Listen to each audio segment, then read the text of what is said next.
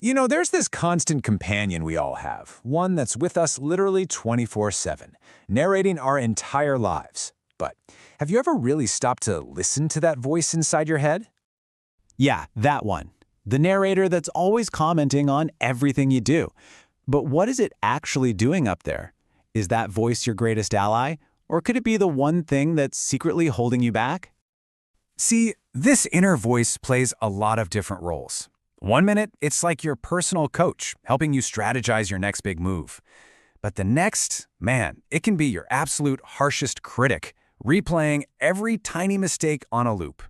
It's always there, for better or for worse. Okay, get ready for this number, because it's wild. Our inner voice can move at the equivalent speed of about 4,000 words per minute. To put that in perspective, a US presidential address is usually around 6,000 words total. So your brain can basically deliver an entire State of the Union address to itself in just over a minute. No wonder it feels so overwhelming sometimes.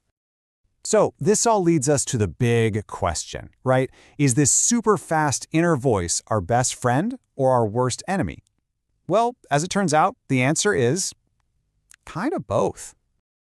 On one hand, you've got the helpful advisor. That's the voice that helps you learn from the past or role-play a tough conversation you've got coming up. But then there's the harsh critic. This is what experts call chatter, and that's when the voice gets stuck, just spinning its wheels in a negative loop, drowning you in worry and self-doubt.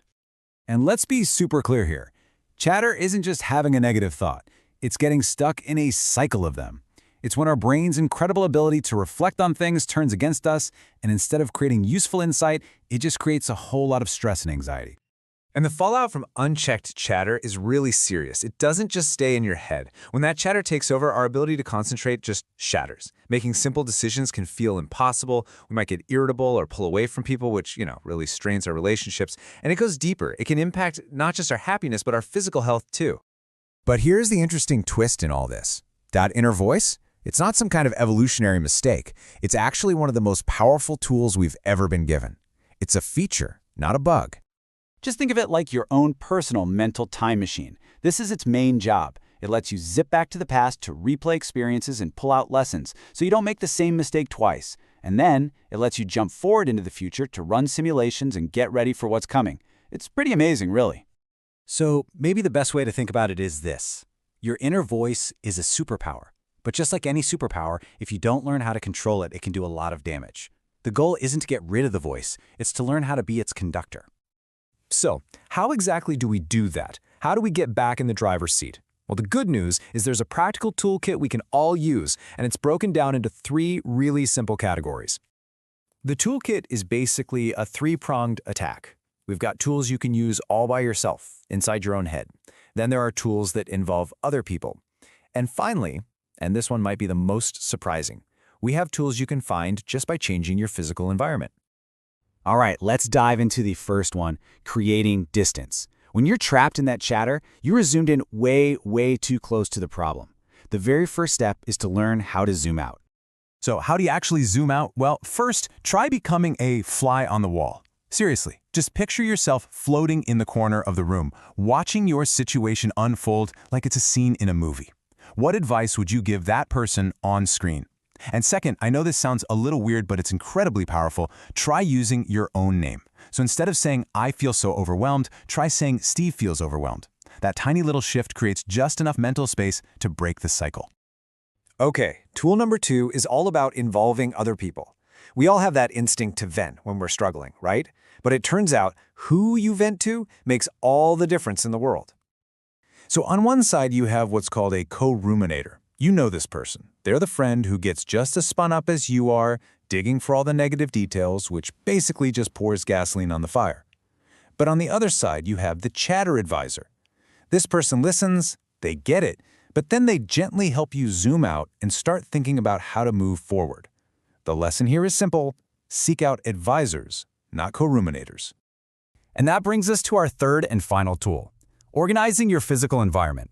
It sounds simple, but when your mind feels totally chaotic, bringing a little bit of order to the world around you can have a huge calming effect. And for a perfect example of this, just look at the tennis legend Rafael Nadal. You've probably seen his famous on-court rituals, the water bottles placed just so, the specific way he adjusts his clothes before every single serve. Well, it turns out, those aren't just random superstitions.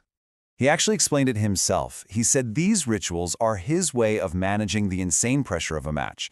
By controlling the few small things he can control, his bottles, his routine, he creates a sense of order on the outside that helps him find order on the inside. It's his way of quieting the chatter when the stakes are at their absolute highest. So what's the big takeaway here for all of us? It means you're not helpless. You are not at the mercy of that voice in your head. You are the conductor of your own mental orchestra, and you have the power to quiet down the noisy sections and bring forth the harmony. And this really gets to a huge insight. I mean, think about it. You could be sitting on the most beautiful beach in the world, but if your mind is just a storm of chatter, you're going to be miserable. Your emotional reality isn't defined by what's happening to you, but by what you are thinking about what's happening. So the next time that chatter starts to get loud, just remember your toolkit. First, zoom out and get some perspective.